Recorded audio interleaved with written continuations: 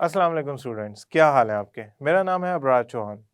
आज हम chapter number 3 के जो न्यूमेरिकल्स हमारे 16 और 17 के बाद आए यानी कि 18, 19 और 20 इनको सॉल्व करने जा रहे हैं। चलते हैं हम अपने ग्लास बोर्ड की तरफ। स्टूडेंट्स, अब हम करने जा रहे हैं क्वेश्चन नंबर 18 और क्वेश्चन नंबर 19। आप याद रखिएगा ये भी उसी तरीके से करने हैं, मगर इसमें दो बातें थोड़ी सी आप यूँ समझ लें डिफरेंट है। शायद इसमें एनालिटिकल अप्रोच उतनी अप्लाई करने की ज़रूरत ना पड़े, लेकिन इसमें बात यूँ है कि जो आपके पास ये दो डिफरेंट न्यूमेरिकल्स हैं, इसमें एक में आपने फाइनल टेम्परेचर फाइंड करना है और एक में आपने molecular mass of gas find करना है। तो हमने इन लेक्चर के अंदर इन न्यूमेरिकल्स के अंदर यूनिट्स पे थोड़ा सा फोकस रखना है, ताकि हमारी अगर आर की वैल्यू यूज़ हो रही है या नहीं हो रही या हो रही है, अगर ये दो ही सिचुएशन हो सकते हैं। आर की वैल्यू यूज़ नहीं हो रही तो हमने P1 V1 P2 V2 को कंपेयर कर रहे हैं, तो बहुत सिचुएशन में यूँ होगा कि दोनों के यूनिट सेम होने चाहिए, सिमिलर होने चाहिए। और अगर तो फॉर एग्जांपल हम क्वेश्चन नंबर 19 की बात करें, इसमें हमने आर की वैल्यू यूज़ करनी है। आर की वैल्यू यूज़ करते हुए प्रेशर एंड वॉल्यूम के यूनिट्स हमने ATM और DM क्यूब में लेने हैं। ये हमने अब अपने जहन में बिठा लेनी है बात। हम चलते हैं न्यूमेरिकल की तरफ, क्वेश्चन नंबर 18 की तरफ। एक सैंपल है क्रिप्टॉन गैस का, नोबल गैस है, जिसने वॉल्यूम ऑक्यूपाई किया हुआ इतना 6.25 DM क्यूब, ओके, और प्रेशर है 765 टॉर। तकरीब करीब करीब है ये जो एटमॉस्फेरिक प्रेशर है उसकी वैल्यू के। खैर, टेम्परेचर जो है वो 20 डिग्री है और उसको एक्सपेंड किया गया है, यानी कि एक वॉल्यूम से नए दूसरे वॉल्यूम पे ले जाया गया है। इसका मतलब एक तो बात कंफर्म होगी कि जो हमारा डाटा है ना, that should be like P1 V1 T1, इस तरह का कोई डाटा है हमारे पास, क्योंकि हमने एक गैस को एक कंडीशन से उठाया दूसरी कंडीशन में ले गया, तो it should be P1 P2 V2 T2 something, ठीक है। एंड न्यू वॉल्यूम, अगेन वही बात हुई, नया वॉल्यूम आ गया, नया प्रेशर आ गया, फाइनल टेम्परेचर पूछा जा रहा है, T2 पूछा जा रहा है हमसे, तो हम ऐसा कहते हैं प्रेशर 1 की वैल्यू लिखते हैं, दैट इज 765 टॉर। वॉल्यूम की वैल्यू क्या है 6.25 DM क्यूब, टेम्परेचर है 20 डिग्री, ओके। वॉल्यूम है नया 9.55 DM क्यूब और जो प्रेशर है वो है 375 torr. Temperature is unknown, that is required actually. पहली बात है मैं इसको तो केल्विन में करूँ, केल्विन के बिना तो सवाल ही नहीं पैदा होता कि मैं चार्ल्स लॉ वाली कोई रिलेटिव या उससे बनी हुई इक्वेशन अप्लाई कर लूँ या चार्ल्स लॉ अप्लाई कर लूँ, जनरल गैस इक्वेशन भी नहीं अप्लाई होगी। इसको 20 डिग्री को कन्वर्ट करते हैं टेम्परेचर के अंदर in kelvin. 20 + 273 is equal to kelvin, that becomes 293 kelvin. Now formula कौन सा यूज़ होना है और डाटा कैसे इनपुट करते हैं उसकी तरफ चलते हैं। फार्मूला आपको याद है, जनरल गैस इक्वेशन का formula P1 V1 over T1 is equal to P2 V2 over T2। Now we are actually required with T2, तो T2 को आप ऐसा करें इक्वेशन के दूसरी तरफ ले जाएं, T2 is equal to P2 V2 over P1 V1 इधर ऊपर मल्टीप्लाई हो रहा है, दूसरी तरफ डिवाइड हो जाएगा। ये T1 नीचे है, इक्वेशन के दूसरी तरफ जाके ऊपर चला जाएगा। नाउ हम इनपुट करते हैं वैल्यूज को। हमारे पास है प्रेशर 2 375 टॉर, ये वॉल्यूम है हमारे पास 9.55 DM क्यूब, टेम्परेचर T1 है मेरे पास 293 केल्विन और जो मेरे पास P1 V1 है 765 टॉर और 6.25 DM cube. Now one thing is clear, some units can be cancelled out, ये मैंने कैंसिल कर दिया है, केल्विन बच गया, आंसर मेरा केल्विन में ही आएगा। अब मैं अगर इसको सॉल्व करता हूँ T2 को कैलकुलेटर पे, तो मैंने इन सारों को मल्टीप्लाई करूंगा तो मेरा आंसर आएगा 219.4, ये आ गया मेरा केल्विन में। आप कहते हैं sir can we convert this value into degree centigrade, because input हमारी डिग्री सेंटीग्रेड में थी, आसानी से कर सकते हैं। अगर आप डिग्री सेंटीग्रेड में केल्विन को ले जाना चाहते हैं तो केल्विन में से 273 माइनस कर दें। केल्विन कितना है? 219.4 माइनस 273, तो मेरा आंसर आया -53.6 डिग्री। नाउ T2 यहाँ 53.6 डिग्री है माइनस में, या 219.4 केल्विन। आपने घबराना नहीं है कि अगर ये डिग्री सेंटीग्रेड में नेगेटिव आ जाए, डिग्री सेंटीग्रेड टेम्परेचर नेगेटिव हो सकता है, केल्विन नहीं नेगेटिव हो सकता। केल्विन में अगर आपका आंसर नेगेटिव आ रहा है तो इसका मतलब आपने कोई गलती की है, वो आ ही नहीं सकता। सो ये एक ही टेम्परेचर है जो दो डिफरेंट स्केल्स के अंदर मैंने लिखा हुआ है, और ये आपका आंसर है 4 मार्क्स का पूरा लॉन्ग क्वेश्चन के तौर पे कंसीडर हो सकता है। अब हम चलते हैं क्वेश्चन नंबर 19 की तरफ। क्वेश्चन नंबर 19 के अंदर हमारे पास एक वैक्यूम लाइन पे एक केमिस्ट ने गैस एक्सट्रैक्ट की। फॉर एग्जांपल कोई भी वैक्यूम लाइन है, उससे गैस की कुछ अमाउंट को हमने एक्सट्रैक्ट कर लिया इसके अंदर, ओके। और जो वॉल्यूम था हमने ऑक्यूपाई किया, ये जो वॉल्यूम है 255 cm³ है। तो मैं ऐसा करता हूँ, मैं डायरेक्टली डाटा लिख के उसका आंसर कोशिश करता हूँ निकालने की। मेरे पास जो वॉल्यूम आया वो आया 255 cm³। टेम्परेचर जो है मेरे पास 25 डिग्री, और प्रेशर जो है 10 टॉर, और गैस का जो वेट है मेरे पास है मैस 12.1 मिलीग्राम। ओके, ये यूनिट्स थोड़े से ना डिफरेंट किस्म के हैं जो यूज़ नहीं होंगे या इनको चेंज करना पड़ेगा। तो मैं ज़रा इन यूनिट्स पे थोड़ा बाद में फोकस करता हूँ। रिक्वायर्ड क्या है? Molecular mass, molecular mass required है। फॉर्मूला कौन सा यूज़ होगा? PV is equal to nRT। आप कहेंगे सर इसमें तो मॉलिक्यूलर मास है ही नहीं, मास भी नहीं है, मोल्स है ना। मोल्स किसके इक्वल होते हैं? Moles is equal to mass over molar mass. तो ये बात हमें पता है, हम इसकी वैल्यू इधर लगा देते हैं। तो मास ओवर मोलर मास RT PV। अब मोलर मास दूसरी तरफ चला गया, MRT ओवर PV। ना math should be in grams. ये बात तो हमें पता होनी चाहिए कि मैथ्स किस में होना चाहिए? ग्राम्स में। हम ऐसा करते हैं, मैथ्स को ग्राम में कन्वर्ट कर लेते हैं। 12.1 multiply by 10 power -3 gram, milli -3, kilo 10 power 3 positive, ये मिली है तो -3, 12.1 10 पावर -3 ग्राम। ओके, आर की वैल्यू तो ATM और DM³ में होती है, ये तो CM³ और टॉर है। आपको याद है एक आर की वैल्यू 62,400 टॉर CM³ पर मोल पर केल्विन। आप ये भी यूज कर सकते हैं। आप चाहें तो इसको पहले DM³ में कन्वर्ट करें, इसको ATM में कन्वर्ट करें, वो भी वैल्यू यूज कर सकते हैं। अगर मैं इसको DM³ और इनको ATM में कन्वर्ट करता हूं तो एक 2-3 स्टेप बढ़ जाते हैं न्यूमेरिकल के। और मैथमेटिकल स्टेप बढ़ाने का मतलब ये है कि थोड़ी सी प्रोबेबिलिटी ऑफ मिस्टेक बढ़ जाना।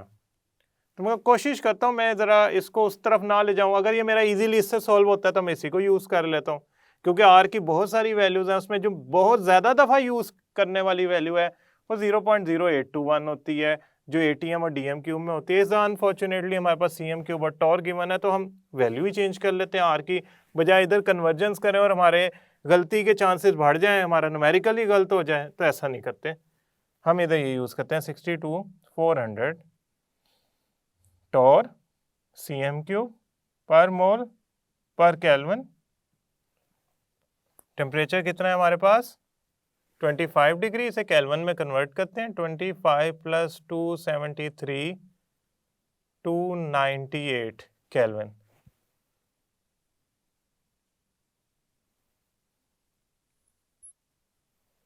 Pressure is 10 torr, okay, and volume is 255 cm³. अब ऐसा करते हैं, टॉर से कैंसिल हो गया, cm क्यूब से, ग्राम पर मोल बचा, केल्विन से कैंसिल हो गया। और अगर हम इसको सोल्व करते हैं तो हमारा आंसर आता है 87.93 ग्राम पर mole. Now this is molecular mass of dead gas. ये यूनिट बहुत जरूरी है लिखना। मॉलिक्यूलर मास ग्राम पर मोल में आया है, किलोग्राम पर मोल या ग्राम पर डीएम क्यूब में नहीं आया, तो ये यूनिट बहुत जरूरी है लिखना। मुझे उम्मीद है कि आपको ये वाला फार्मूला आर की वैल्यू इनपुट करके ज़्यादा आसान लगा होगा इसको सॉल्व करना, रादर देन कि आप इन दोनों को कन्वर्ट करते और फिर उसकी आर की असल जो हमने याद की हुई है एक वैल्यू वही यूज़ करते, तो हम एक नई वैल्यू भी याद कर लेते हैं ताकि हमारी गलती के चांसेस कम हो जाएं। अब हम चलते हैं नेक्स्ट न्यूमेरिकल की तरफ। ओके स्टूडेंट्स, अब हम क्वेश्चन नंबर 20 की तरफ चलते हैं। क्वेश्चन नंबर 20 के अंदर हमारे पास प्रेशर जो है वो दो गैसेस मिलकर लगा रही हैं, दो गैसेस का मिक्सचर है, हाइड्रोजन और नाइट्रोजन का। किस कंडीशन पे? 273 केल्विन पे, और किस वॉल्यूम के अंदर वो क्लोज्ड है? 10 डीएम क्यूब के अंदर। तो हमने करना ये है कि सबसे पहले तो आंखें बंद करके ये सोचना है कि मिक्सचर ऑफ गैसेज है। ऐसा नहीं है कि मैं हाइड्रोजन का प्रेशर निकाल लूँ, नाइट्रोजन का प्रेशर मैं कंसिडर ही ना करूँ। ये मिक्सचर ऑफ गैसेज है, ये दोनों गैसेज मिल के प्रेशर लगा रही हैं।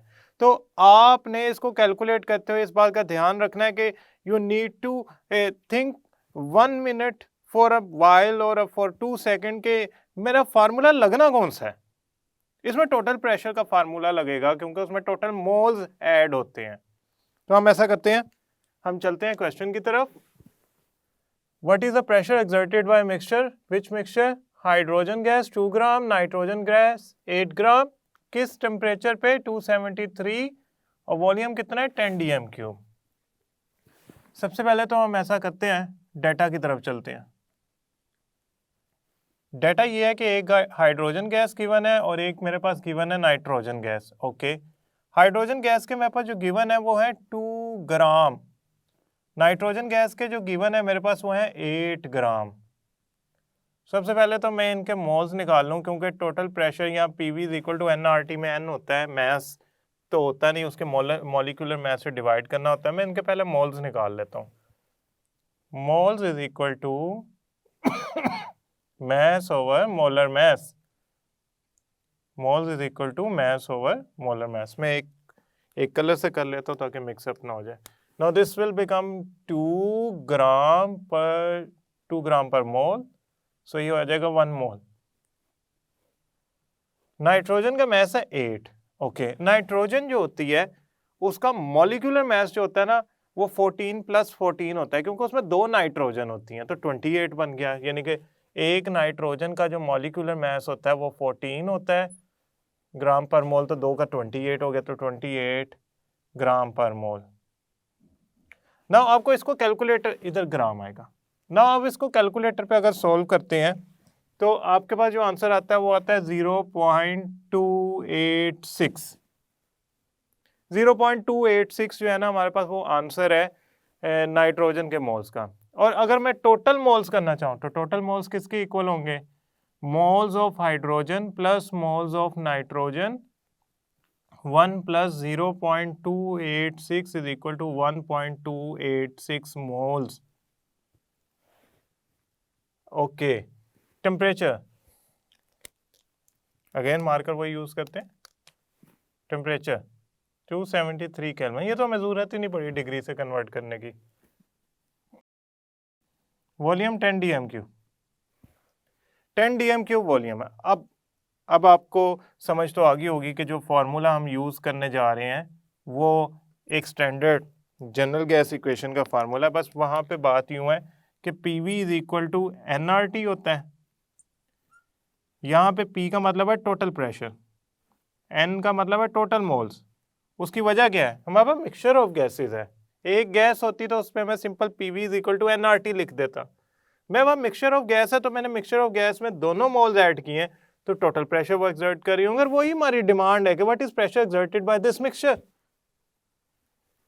तो यहाँ पे मैं पीटी को पीटी लिख ले, खाली पी लिख लें, आपकी मर्जी है, N T R T over V. Now N T मेरे पास क्या आया, एन टी आया मेरे पास 1.286। आर की वैल्यू देखते हैं क्या यूज करने जा रहे हैं हम। वॉल्यूम क्या है 10 डीएम क्यूब, टेम्परेचर क्या है 273 केल्विन। नाउ आर की वैल्यू कौन सी यूज होगी, अब आर की वैल्यू जो डीएम क्यूब और एटीएम में यूज होती है, डीएम क्यूब और एटीएम में वो होती है 0.0821, हमारी फेवरेट एटीएम डीएम क्यूब पर मोल पर kelvin. Now this is something very much strange कि आपका जो यूनिट्स है वॉल्यूम के, मैंने उससे अंदाजा लगा लिया आर की वैल्यू ये यूज करने जा रहा हूं। आप याद रखिएगा अगर यहाँ डीएम क्यूब की या सीएम क्यूब होते तो ये वैल्यू नहीं चलनी थी, तो जैसा कि लास्ट टाइम हुआ हमारे न्यूमेरिकल में, यहाँ भी वैसा ही होगा। और अब एटीएम प्रेशर आएगा, मीन जो मैं इधर वैल्यू लगाऊंगा उससे जो यूनिट्स कैंसिल होंगे, जो उससे प्रेशर का आंसर आएगा वो एटीएम में आएगा। तो अगर वो एटीएम में आंसर आ रहा है तो आप अगर यहाँ फॉर एग्जांपल में यूनिट होते हैं CM cube, for example CM cube, और मैं यूज करता आर की वैल्यू टॉर वाली, टॉर सीएम क्यूब पर मोल पर केल्विन, तो मेरा जो आंसर आना था ना प्रेशर का वो टॉर के अंदर आना था, फिर उसे मुझे एटीएम में कन्वर्ट करना पड़ना था। तो मैंने किया क्या है, मैंने यूनिट्स ही वो यूज किए हैं डीएम क्यूब एटीएम वाले जो गिवन है।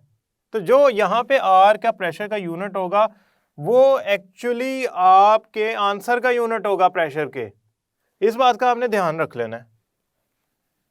यहाँ आया 0.0821, ओके यूनिट्स क्या है एटीएम डीएम क्यूब पर मोल केल्विन, डीएम क्यूब से गया 1.286 टोटल मोल्स हैं, तो यहाँ यूनिट लिख लेता हूँ मोल के, तो मोल से गया केल्विन से गया, पीछे बच गया हमारे पास एटीएम।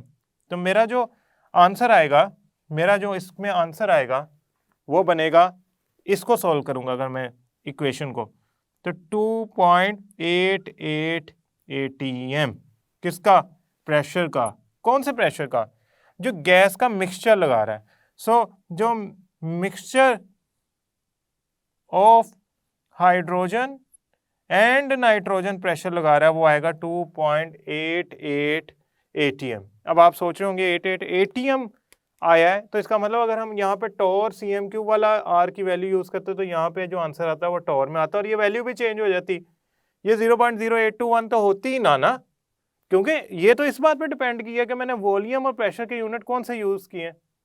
तो आपने इस बात का ख्याल रखना है कि ये इस तरह कैलकुलेट करना है कि पहले तो आपने टोटल मोल्स निकाल लेने हैं क्योंकि मिक्सचर ऑफ गैसेज है, फिर total pressure is equal to PV is equal to NRT, वहां से प्रेशर निकाल लिया और उसमें जो आर के यूनिट्स हैं वो आर की वैल्यू को कौन सी यूज करनी है डिफाइन कर रहे हैं, तो वहां से एटीएम आ गया आंसर, क्योंकि आर में बचता ही वो है। अब ये न्यूमेरिकल बहुत इंपॉर्टेंट है बोर्ड के लिहाज से, अभी तक जोन से हमने न्यूमेरिकल किए उसमें ये एक इम्पॉर्टेंट तरीन न्यूमेरिकल है। उसकी वजह स्टूडेंट्स अक्सर ये गलती करते हैं कि वो इसका अलहदा प्रेशर निकाल लेते हैं, इसका अलहदा प्रेशर निकाल लेते हैं, और देन वो उसे इकट्ठा करके सम अप करके टोटल प्रेशर निकालने की कोशिश करते हैं, इतने ज़्यादा स्टेप्स क्रिएट कर देते हैं, उससे रिजल्ट ये निकलता है कि उनका आंसर गलत हो जाता है। दिस इज सिंपली शॉर्टकट तो नहीं कहेंगे, स्टैंडर्ड वे है, स्टैंडर्ड तरीका है न्यूमेरिकल सॉल्व करने का कि आप पहले टोटल मोल्स निकाल लो, फिर टोटल प्रेशर वाला फार्मूला लगा दो, बजाय अलग-अलग निकालने के और फिर उससे आंसर की तरफ जाने के। आई होप स्टूडेंट्स ये आपको न्यूमेरिकल समझ आया होगा। इस न्यूमेरिकल में यहाँ तक आपको जो यूनिट्स यूज़ करने और जो उसके पिछले दो न्यूमेरिकल थे वहाँ तक जो जो इन्फॉर्मेशन पॉसिबल थी वो मैंने आपको दी है। इनको एक दफ़ा ज़रूर प्रैक्टिस कीजिएगा एग्ज़ाम में जाने से पहले। स्टूडेंट्स ये तीनों न्यूमेरिकल बहुत इंपॉर्टेंट है। जो टेक्निक्स मैंने बताई हैं, जो मेथड आपको बताया है उसी पे कीजिएगा, और मैंने आपको ये भी बताया कि आर की कौन सी वैल्यू कब यूज़ की जाती है। मुझे उम्मीद है ये न्यूमेरिकल आपको समझ आए होंगे। नेक्स्ट लेक्चर तक के लिए अल्लाह हाफिज़।